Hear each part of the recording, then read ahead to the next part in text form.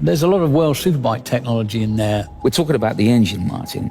I guess there must be a lot of action going on within that engine. Yes, I mean, it's all controlled essentially by the brain of the bike, the IMU. You've got adjustable engine braking, for instance. You've got selectable rider modes. There's a lot of electronics going on. It has 203 PS. ZX10R has a little bit more power and produces it in a slightly different way. It's a 998cc, 16-valve water-cooled engine. It has finger followers. That means the valves are open longer and for greater duration, so it makes more power. It also has a valve train which is significantly lighter than a normal valve train. As well as that, there's things like a cassette gearbox, which is a racing feature, slipper clutch, so an assist and slipper clutch, and it's got an up-down quick shifter, things that you would only expect maybe on a race bike.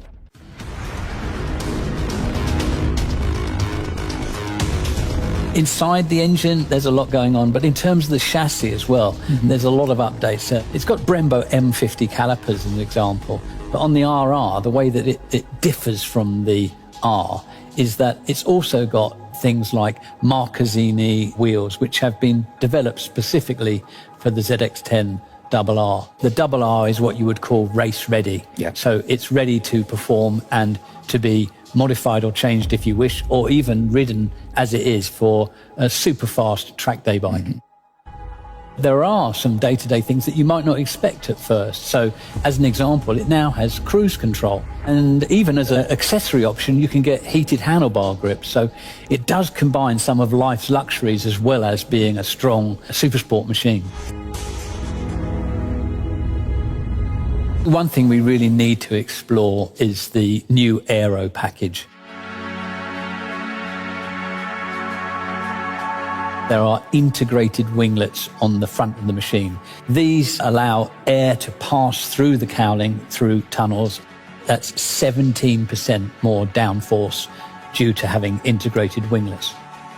The aerodynamic package, this takes things to another level. Greater contact area of the tyre, greater grip, greater feedback. Here comes Jonathan Ray then, carving his way into the podium places. The race certainly looks above human. World champion in 2020, the celebrations coming in. Ray has done it for a 6th year in a row. Can you believe it? And on the rear seat, you'll see that that's changed the design as well. And that creates an area of low pressure. Add to that the fact that the screen is 40 millimeters higher, so the rider can tuck in more with those wider handlebars. And essentially the whole aero package has been changed. It's been developed from World Superbike, and it's making a real difference to ZX10R and ZX10RR for 2021. It's got a different dashboard as well for this year, right?